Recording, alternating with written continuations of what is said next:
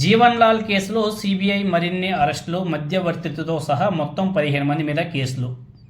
జీవన్ లాల్ ఇంతకీ జీవన్ లాల్ ఎవరు? ఎందుకు ఆయన్ని సిబిఐ అధికారులు అరెస్ట్ చేశారు? అదే కేసులో 15 మంది మీద ఎందుకు కేసులు కూడా నమోదు చేశారో ఒకసారి తెలుసుకుందాం. ఈనాడు పేపర్లో వచ్చేటువంటి కథనం. లంచం తీసుకుంటూ పట్టుబడిన హైదరాబాద్ ఇన్కమ్ ట్యాక్స్ అధికారి జీవన్ లాల్ లాపున్యా కేసులో సిబిఐ అధికారులు మొత్తం 15 మందిని అరెస్ట్ చేశారు. ముంబైకి చెందిన ఓ మధ్యవర్తి ద్వారా ఓ అప్పీల్కి సంబంధించి 70 లక్షలు లంచం తీసుకుంటూ జీవన్ లాల్ ఆ జీవన్ లాల్ అనే వ్యక్తి ఖమ్మంకి చెందినటువంటి మాజీ ఎమ్మెల్యే శ్రీరాములు నాయక్ కుమారుడంట. ఖమ్మం జిల్లాకు చెందినటువంటి మాజీ ఎమ్మెల్యే శ్రీరాములు నాయక్ కుమారుడు ఆ జీవన్ లాల్. ఆయన్ని సిబిఐ రెడ్ హ్యాండెడ్గా పట్టుకున్న విషయం తెలిసిందే. ఈ కేసులో మధ్యవర్తిని ముంబైలో అరెస్ట్ చేస్తే మిగతా వారిని వేర్వేరు చోట్ల అరెస్ట్ చేశారంట. ప్రైవేట్ సంస్థలకు అనుకూలంగా వ్యవహరిస్తున్నారన్న అభియోగాల మీద వీళ్ళందరినీ కూడా అరెస్ట్ చేయడం జరిగింది సిబిఐ అధికారులు. ఈ మేరకు ఢిల్లీ సిబిఐ అధికారులు ఓ ప్రకటన కూడా రిలీజ్ చేశారు. ఆ 15 మంది వ్యక్తులు ఎవరు?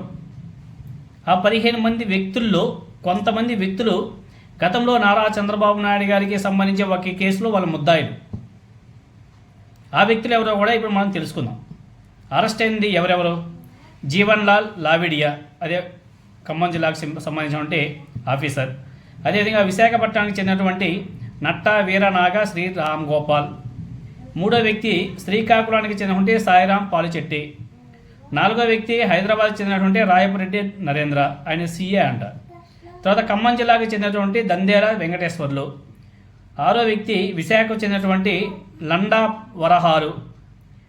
తర్వాత ముంబైలోని సాపూర్జీ పల్లోంజీ గ్రూప్ డీజీఎం ట్రాక్సేషన్ విరాల్ కాంతిలాల్ మెహతా. ఈ పేరు గుర్తుపెట్టుకోవాలి. ముంబైలోని షాపూర్జీ పల్లోంజీ గ్రూప్ డీజీఎం విరాల్ కాంతిలాల్ మెహతా. ఈ పేరు చాలామంది గుర్తుపెట్టుకోవాలా. ఈయన గురించి మళ్ళీ చెప్పుకుందాం. ఎనిమిదో వ్యక్తి ముంబైలోని చెంబూరు ప్రాంతానికి చెందినటువంటి సాజిదా మజహర్ హుస్సేన్ సాహెబ్. తొమ్మిదో వ్యక్తి అదే ముంబైకి చెందినటువంటి ప్రకాష్ సాంబాజీ పవార్. పదో వ్యక్తి ముంబైలోని ఎన్డీడబ్ల్యూ డెవలప్మెంట్ కార్పొరేషన్ ఎల్ఎల్పి ప్రతినిధి. తర్వాత 11వ వ్యక్తి మహారాష్ట్రలోని థానేలో ఉన్న వెంచూరా సెక్యూరిటీ సంస్థ ప్రతినిధి. 12వ వ్యక్తి ముంబైలోని నితిన్ ఆనందరావు షిటోలే ప్రతినిధి. 13వ వ్యక్తి అహ్మదాబాద్లోని హేమంత్ కుమార్ రాజేంద్ర కుమార్ షా. 14వ వ్యక్తి గుజరాత్ వడోదరాలోని షాపూర్జీ పల్లోంజీ ఇన్ఫ్రా ప్రతినిధి. ఇది కూడా గుర్తుపెట్టుకోవాలి. గుజరాత్ వడోదరాలోని షాపూర్జీ పల్లోంజీ ఇన్ఫ్రా ప్రతినిధి. 15వ వ్యక్తి ప్రభుత్వ ప్రైవేట్ సంస్థలో పనిచేస్తున్న మరికొందరి మీద కేసులు నమోదు చేసినట్టు న్యూఢిల్లీలోని సిబిఐ ఏసీ3 ఎస్పీ కమల్ సింగ్ చౌదరి ఒక ప్రకటనలో తెలిపాడు. ఇప్పుడు మనం చెప్పాం కదా, షాపూర్జీ పల్లోంజీ గ్రూప్ డీజీఎం, అదేవిధంగా గుజరాత్ వడోదరలోని షాపూర్జీ పల్లోంజీ ఇన్ఫ్రా ప్రతినిధి.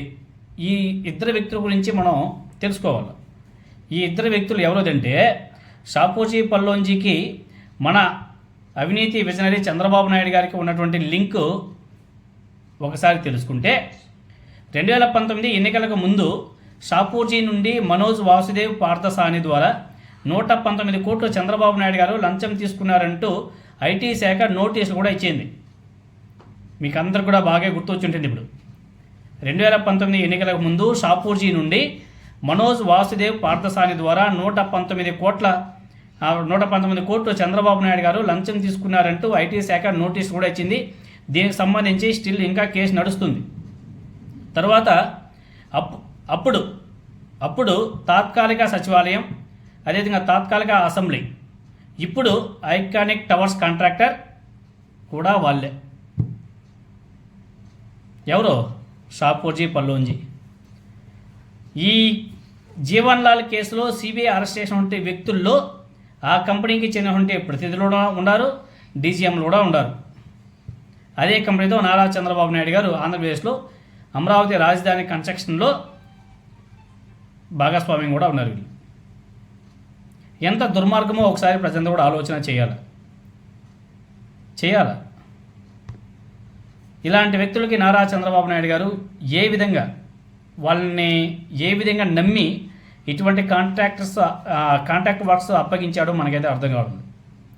ఇప్పటికైనా సరే ప్రతి ఒక్కరు కూడా తెలుసుకోవాలా, అదేవిధంగా కూటమి ప్రభుత్వం కూడా తెలుసుకోవాలా, ఇలాంటి అవినీతి కేసులు ఉన్నటువంటి కంపెనీలను ఇటువంటి కన్స్ట్రక్షన్ పనుల నుంచి దూరంగా పెడితే చాలా బాగుంటుంది. లేకపోతే వాళ్ళ వల్ల ఈ కూటమి ప్రభుత్వానికి చెడ్డ పేరు వచ్చే అవకాశాలు మెండుగా ఉన్నాయి. ఆల్రెడీ వచ్చేసింది, ఎందుకంటే ఆల్రెడీ దీనికి సంబంధించి కేసులు కూడా నడుస్తున్నాయి. మళ్ళీ అదే కంపెనీకి మళ్ళీ ఇచ్చారు వీళ్ళు ఐకానిక్ టవర్స్ అనేసి.